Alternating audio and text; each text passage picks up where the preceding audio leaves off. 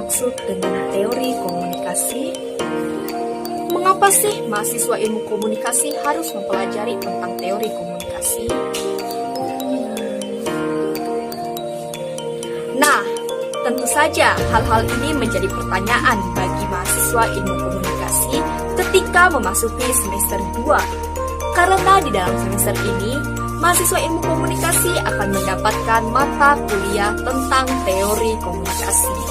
Teori komunikasi merupakan pedoman atau panduan dalam membentuk kerangka berpikir untuk menyelesaikan gejala-gejala komunikasi. Tentu saja, mahasiswa ilmu komunikasi pasti memerlukan teori sebagai pegangan dasar dalam menerapkan praktek komunikasi di dalam kehidupan masyarakat, minimal di dalam kehidupan sehari-hari, dan juga menyelesaikan gejala-gejala komunikasi atau gejala-gejala sosial yang terjadi. Dari penjelasan ini, kita dapat mengetahui betapa besar peran komunikasi, betapa besar peran teori komunikasi bagi mahasiswa ilmu komunikasi. Teori komunikasi ini tidak terdiri dari satu teori saja, melainkan ada banyak sekali teori-teori komunikasi. Oleh karena itu, di dalam video ini, saya Priscilia Gracella dari Program Studi Ilmu Komunikasi 2019, Fakultas Ilmu Sosial dan Ilmu Politik Universitas Tanjung Pura akan menjelaskan 25 macam teori-teori komunikasi. Mari saksikan video berikut ini. Yang pertama, teori komunikasi Lasswell merupakan teori komunikasi awal pada tahun 1948. Lasswell menyatakan bahwa cara yang terbaik untuk menjelaskan proses komunikasi adalah dengan menjawab pertanyaan-pertanyaan. Who yang merujuk pada siapa, say what menyatakan apa, in which channel melalui saluran apa, to whom pada siapa, and with what effect atau dengan efek apa. Yang kedua, teori komunikasi behaviorisme. Teori ini mempelajari tentang perilaku manusia, di mana perilaku manusia itu terjadi melalui rangsangan atau stimulus yang menimbulkan hubungan perilaku reaktif, hukum-hukum mekanistik. Menurut teori ini, perilaku seseorang dipengaruhi oleh pengalaman-pengalamannya terdahulu yang dianggap baik olehnya, karena pengalaman-pengalaman tersebut mendapatkan hasil positif atau respon positif dari lingkungan sekitarnya. Yang ketiga, teori komunikasi penilaian sosial. Teori ini disusun berdasarkan penelitian Musa Berserif yang berupaya memperkirakan bagaimana seseorang menilai suatu pesan dan bagaimana penilaian tersebut dibuat sehingga dapat mempengaruhi sistem kepercayaan yang sudah dimiliki sebelumnya. Yang keempat, teori komunikasi jarum hipodemik. Dasar prinsip teori ini adalah komunikasi linear yang menitik beratkan pada pengaruh media terhadap khalayak. Pesan digambarkan seperti sebuah peluru ajaib yang menyuntikkan beberapa pesan khusus yang diinformasikan oleh media, sehingga dapat dipahami bahwa media dapat mengontrol apa yang dilihat dan apa yang didengar oleh khalayak, sehingga khalayak dianggap pasif dan tidak berdaya. Yang kelima, teori komunikasi tindakan beralasan. Teori ini dikembangkan oleh Azen dan Martin Fishbein, yaitu niat atau kehendak seseorang untuk melakukan tindakan tertentu ditentukan oleh sikapnya terhadap tindakan itu sendiri, serta perangkat kepercayaan mengenai bagaimana orang lain menginginkan ia bertindak. Yang keenam, teori komunikasi integrasi bermasalah. Pikiran manusia terdiri atas seperangkat sikap, kepercayaan, dan nilai yang bertujuan untuk mendukung integrasi. Austin Brapro menjelaskan bahwa peranan komunikasi dapat membantu individu untuk mengelola apa yang dinamakan dengan integrasi bermasalah. Teori ini bersandar pada 3 ide dasar. Pertama, manusia memiliki kecenderungan untuk mendukung harapan dan evaluasinya. Kedua, upaya mengintegrasikan harapan dan evaluasi tidak mudah dan dapat menimbulkan masalah. Ketiga, Integrasi bermasalah juga mencakup komunikasi. Maka komunikasi merupakan cara untuk mengatasi integrasi bermasalah. Ketujuh, teori komunikasi Spiral of Silence.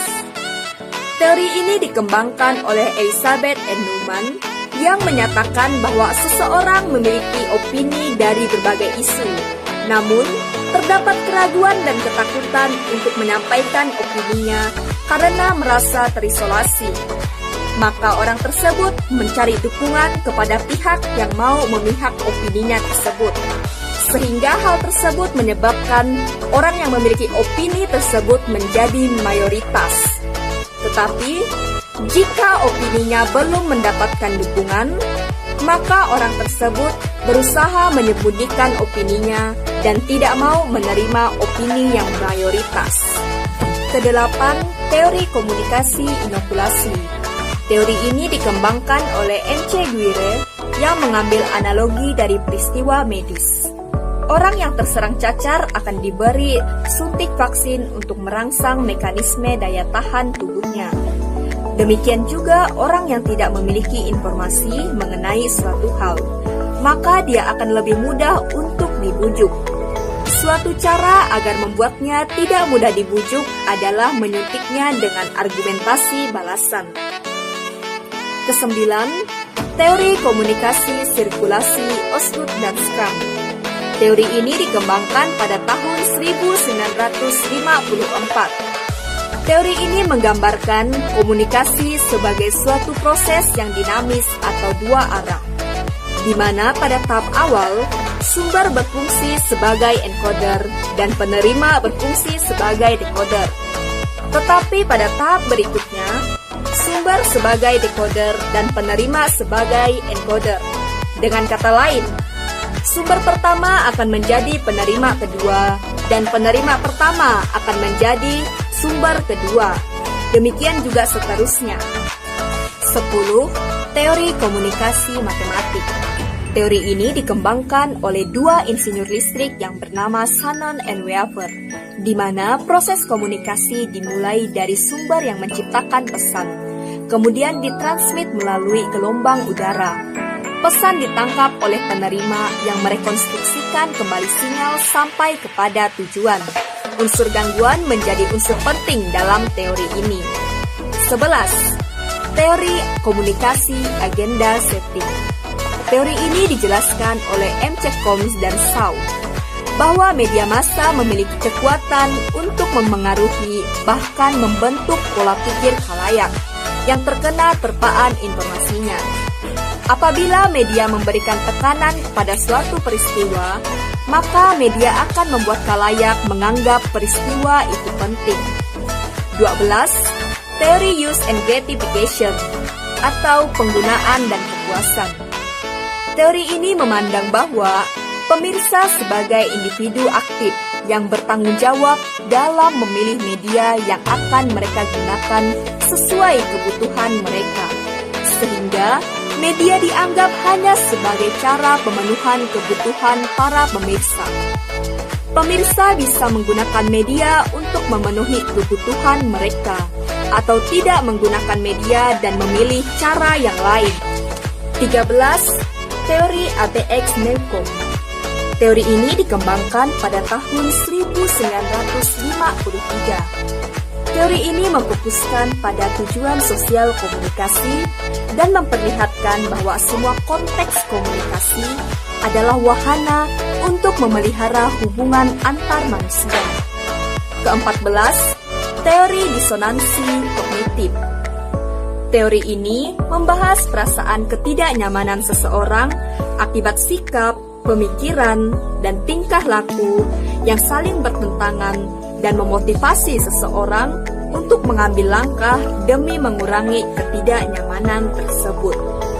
Rasa ketidaknyamanan atau disonansi dapat diatasi melalui 3 cara, yaitu mengubah kepercayaan, mengubah opini, dan mengubah tingkah laku. Ke-15, teori ketergantungan. Teori ini merupakan teori komunikasi massa yang menyatakan bahwa semakin seseorang tergantung pada suatu media untuk memenuhi kebutuhannya, maka media tersebut menjadi semakin penting bagi orang itu, karena media memiliki pengaruh yang besar terhadap orang tersebut. Ke-16, teori komunikasi kultivasi. Teori ini merupakan salah satu teori efek kumulatif media massa yang memandang hubungan antara terpaan media massa, yaitu televisi, terhadap kepercayaan serta sikap khalayak tentang dunia sekitarnya. Hipotesis teori ini adalah pemirsa televisi kelas berat akan mempertahankan kepercayaan tentang dunia sekitarnya yang selaras dengan apa yang mereka lihat di televisi. Ke-17, teori komunikasi pengharapan nilai. Teori ini dikembangkan oleh Philip Blomgren yang berusaha mengatasi kurangnya unsur kelekatan yang ada dalam teori use and gratification. Dalam kerangka pemikiran teori ini, kepuasan yang khalayak cari dari media ditentukan oleh sikap khalayak terhadap media dan kepercayaan khalayak terhadap informasi yang diberikan oleh media, serta evaluasi khalayak terhadap media tersebut. Ke-18, teori komunikasi norma budaya. Pada hakikatnya, media massa melalui penyajiannya yang selektif dan menekankan pada tema-tema tertentu, menciptakan kesan pada khalayak, di mana norma budaya yang diberi bobot dibentuk dengan cara tertentu. Oleh karena itu, perilaku individu yang dipandu oleh norma budaya mengenai hal tertentu, media komunikasi secara tidak langsung akan mempengaruhi perilaku tersebut. Ke-19, teori komunikasi intrapersonal. Teori ini adalah teori yang mengungkapkan bahwa terjadi penggunaan bahasa atau pikiran yang terjadi di dalam diri komunikator sendiri, di mana seorang individu menjadi pengirim sekaligus penerima pesan, memberikan umpan balik bagi dirinya sendiri dalam proses internal yang berkelanjutan. Ke-20, teori komunikasi interpersonal. Proses komunikasi yang terjadi antara dua orang dan saling bertatapan muka atau langsung, atau mungkin tidak bertatapan muka atau tidak langsung. Komunikasi ini sangat memperhatikan proses pengiriman pesan, penerimaan pesan, sekaligus adaptasi pesan verbal dan non-verbal yang disampaikan. Ke-21, teori komunikasi konstruktivisme. Teori ini dikembangkan oleh Jean Piaget dan Lew Vygotsky yang menyatakan bahwa seseorang selalu diasosiasikan dengan kenyataan akan mengadakan beragam cara untuk mengetahui dan menggambarkan sesuatu dalam memperoleh bahasa pertama dan kedua. Ke-22, teori komunikasi sibernetik. Teori ini dicetuskan oleh Norbert Wiener pada tahun 1945.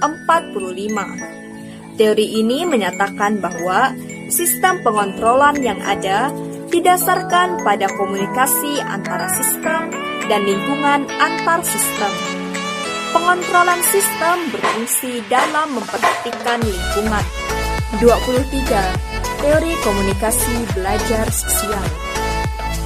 Teori ini dicetuskan oleh Bandura pada tahun 1925 yang menjelaskan bahwa perilaku manusia dalam konteks interaksi tingkah laku terhadap hubungan timbal balik yang berkesinambungan. Terdapat 4 tahapan dalam teori ini. Di antaranya adalah: pertama, pembelajaran sosial terjadi atas adanya perhatian dari individu.